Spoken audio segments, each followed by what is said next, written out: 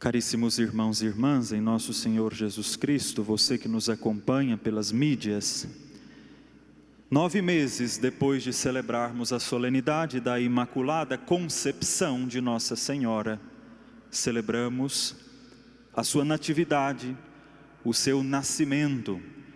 Hoje a igreja celebra o dia do aniversário de nossa mamãe. No Oriente, esta festa teria e tem uma grande expressividade. Entre nós, essa expressividade ainda não se tornou tão forte como deveria.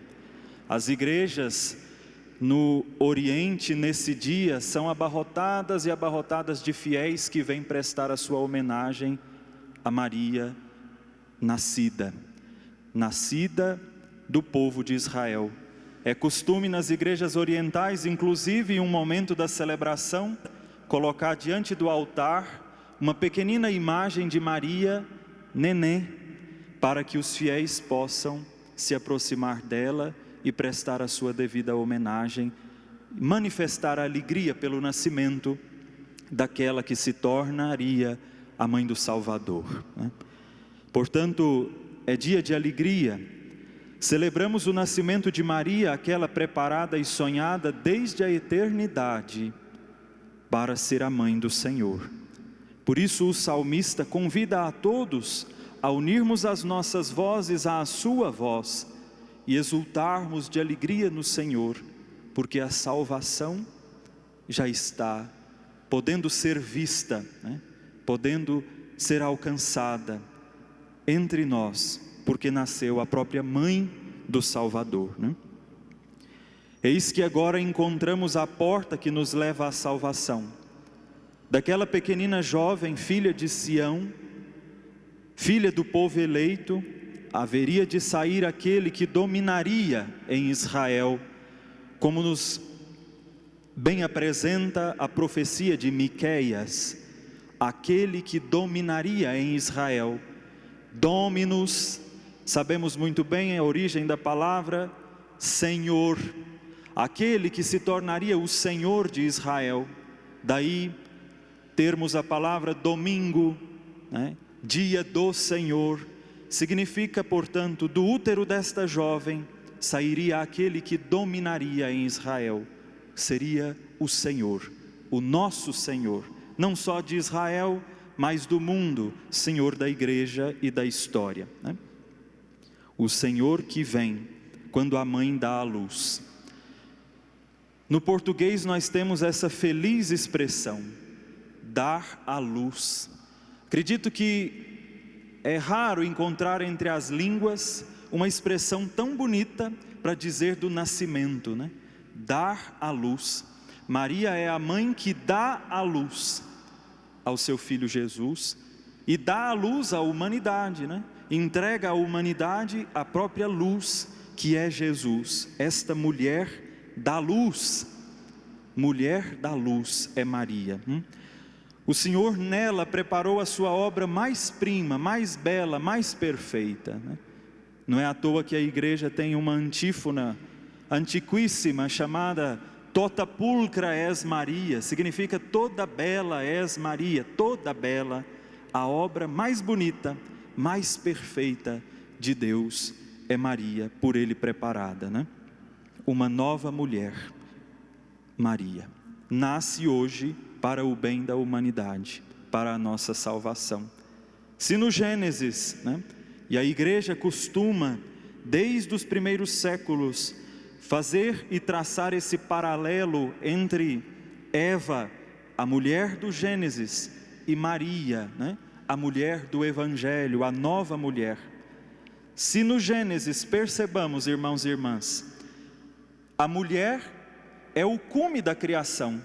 Depois que Deus criou tudo, chegou em Adão e dele Deus ainda tira Eva, que é o cume da criação, né? Eva é o ponto alto da criação de Deus. Veja, todo o caminho preparado para que chegássemos a Eva, que significa a vivente, a vida, a mãe da humanidade, né? Em Eva se encerra a criação de Deus, mas não é um encerramento que põe fim. Se encerra no sentido de cume, porque dela agora vai nascer a humanidade, né?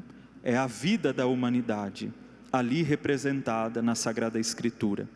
Uma vida que depois, como sabemos, acabou sendo obscurecida pela queda, pela desobediência, pelo pecado, né? Se a vida carregava em si a luz, agora essa luz tinha sido apagada pelo pecado, pela desobediência, né? E aí, eis que hoje nós ouvimos este Evangelho de São Mateus, um pouco atípico a nós, não estamos tão acostumados a ouvir a narração das gerações que vieram antes de Jesus, né? E para nós pareça um evangelho sem sentido, um evangelho estranho. Que teria a ver esse evangelho com a festa do nascimento de Maria, né? Com a festa do nascimento do Senhor. E esse evangelho nos mostra que Maria não caiu do céu, Maria não nasceu num passe de mágicas. Maria tem uma história, é fruto de um povo, ela traz consigo toda uma tradição do povo de Deus, né, que vem com ela e é preparada para que ela pudesse nascer. Assim como Eva é o cume da criação, Maria é o cume, ou seja, o ponto alto da história da salvação. E notemos que o evangelista não poupa palavras, nem torna adocicada a história da salvação. Se nós nos debruçarmos devidamente sobre esse evangelho, nós vamos perceber que ao longo da narrativa dessas gerações, não vamos encontrar só histórias bonitas, não vamos encontrar só homens perfeitos. São Mateus, por exemplo, não deixa de dizer que na história sagrada aconteceu o pecado de Davi, que teve um filho com a mulher de Urias, Betsabeia, e matou Urias na guerra, o próprio rei Davi. Depois São Mateus também não esconde, por exemplo, o nome de uma mulher chamada Raab, prostituta, né? E outros casos como de Davi, como de Raab, para mostrar que a história da salvação tem os seus fracassos, tem os seus pecados, né? Tem as suas quedas, mas ainda que a humanidade fracasse, Deus nunca fracassa, e até das quedas, até dos pecados, Ele tira um novo nascimento, né? Tira um novo começo. Assim também, irmãos e irmãs, na nossa história, né? Os nossos fracassos, as nossas quedas, precisam todas ser direcionadas para Jesus, como esse evangelho nos ensina, né? Começa a história e termina em Jesus, Deus conosco. Deus nunca fracassa, ainda que nós fracassemos. A partir do momento em que deixamos Jesus participar da nossa história, deixamos Deus participar da nossa história, ela se torna nova, e ela pode então recomeçar. Deus nunca fracassa, ainda que nós fracassemos, né? E assim em Maria nós temos esse novo começo da humanidade, esse novo começo da história, né? Ela não coloca um fim na história da salvação, mas ela permite como porta um novo começo, né? O profeta Miqueias nos afirma que desta mulher nascerá a própria paz, desta mulher nascerá a salvação, que é Jesus, a própria paz.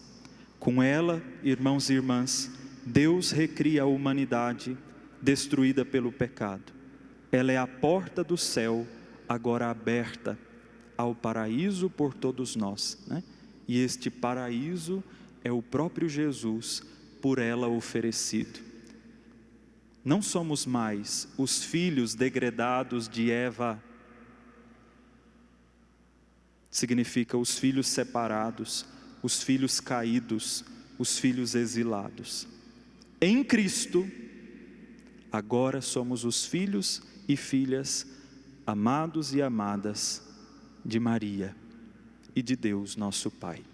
Que esta festa da Natividade encha o nosso coração de alegria, nos ajude a experimentar o poder salvador em meio aos nossos fracassos, e que o desânimo causado por nossos pecados nunca fale mais forte do que a salvação que nos é dada em Jesus. Louvado seja nosso Senhor Jesus Cristo. Para sempre seja